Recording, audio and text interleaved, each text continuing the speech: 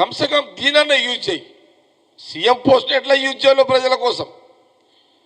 కమ్సే come ప్రతిపక్ష నాయకుడుగానా ఏదన్నా మా దగ్గర మిస్ అయినా ఏమన్నా ఉంటే నువ్వు పేపర్లలో మాట్లాడుతున్నావు కదా, అదేదో సీఎం రేవంత్ రెడ్డి గారు అపాయింట్మెంట్ అడిగి సెక్రటరీ పోయి కూర్చో.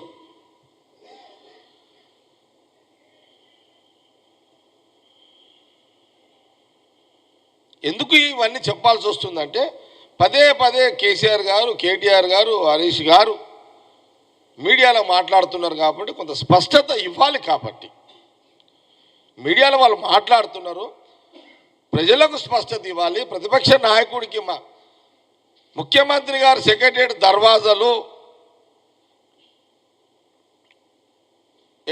ఉదయం 10:30 నుంచి సాయంత్రం 6 గంటల వరకు మీకు ఎప్పుడు కూడా ప్రతిపక్ష నాయకుడు మీరు కలవాలనుకున్న సీఎం రేవంత్ రెడ్డి గారిని ఆయన దర్వాజాలు ఎప్పుడు కుళ్ళనే చేసి పెట్టిండు. మీరు ఫోన్ కాల్ చేసి మీరు అడగండి, వారు ఇంటరు చేసి పెడతారు. ఇలాంటి గౌరవ సాంప్రదాయాలు కాంగ్రెస్ గవర్నమెంట్ పాటిస్తుంది.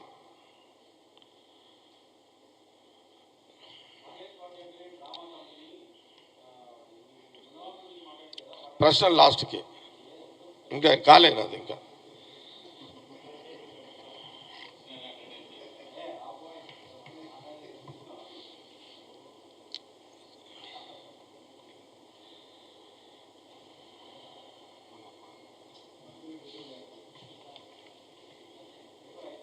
అచ్చా, రుణమాఫీ సబ్జెక్ట్ ఇక దీంట్లోకి వద్దాం.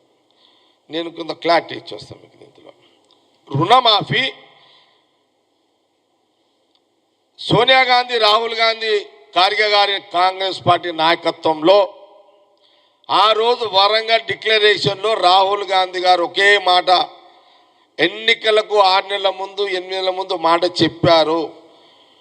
ఏమని? తెలంగాణ రైతులారా కాంగ్రెస్కి అధికారం ఇవ్వండి. రాహుల్ గాంధీ గారు అన్న మాటలు, మా నాయకుడు రాహుల్ గాంధీ గారు అన్న మాటలు. ఆ రోజు పిసిసి ప్రెసిడెంట్గా రేవంత్ రెడ్డి గారు పక్కనే ఉన్నారు.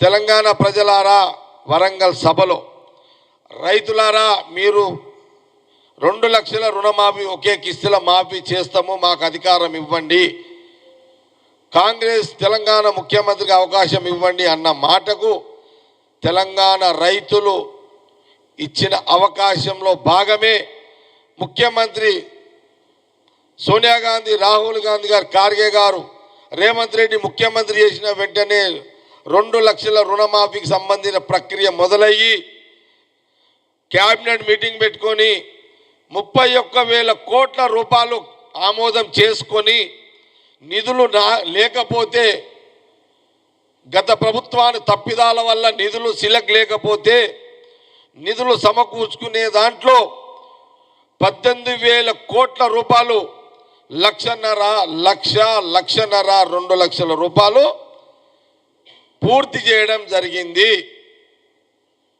ఇంకా ప్రభుత్వం దగ్గర 12,000 కోట్ల రూపాయలు ఉన్నాయి, అంటే రెడీగా ఉన్నాయి. ఇక్కడ ఏం జరుగుతుంది? 2 నెలల నుంచి ఆగస్టు 15 తర్వాత ఏం జరుగుతుందంటే అక్కడక్కడ టిఆర్ఎస్ కొందరు రైతులు ధర్నాలు చేస్తున్నారు. కొందరు వచ్చినా కూడా చేస్తున్నారు. టిఆర్ఎస్ బీఆర్ఎస్ చాలా ప్రాబ్లం అవుతుంది. ఇది ఈ టిఆర్ఎస్ బీఆర్ఎస్ చాలా కన్ఫ్యూజ్ అయిపోతున్నారు. నేను కూడా కన్ఫ్యూజ్ అవుతున్నా. ఒకప్పుడేమో కుర్చెక్కాలని తెలంగాణ పేరుతో టీఆర్ఎస్ అని పెట్టినాం. ఇక అది అయిపోయింది. ఇక మరి బోర్ అయిందా, ముఖ్యమంత్రి పోస్టు ఏమైందో తెలియదు నాకు. మళ్ళీ బీఆర్ఎస్ అని తెచ్చినావు, భారత్ రాష్ట్ర సమితి అని తెచ్చినావు. నేను చాలాసార్లు ఒకసారి టీఆర్ఎస్ అంటున్నా, ఒకసారి బీఆర్ఎస్ అంటున్నా. అయితే సరే, ఇప్పుడు ప్రాబ్లం ఏంటంటే మా మంత్రులు ఎవరో తుమ్మల నాగేశ్వరరావు గారు పొంగులేటి శ్రీనివాస్ రెడ్డి గారు revenue minister, agriculture minister, Uttam Kumar Reddy గారు, లేదా కోమటిరెడ్డి గారు, లేకపోతే పొన్నం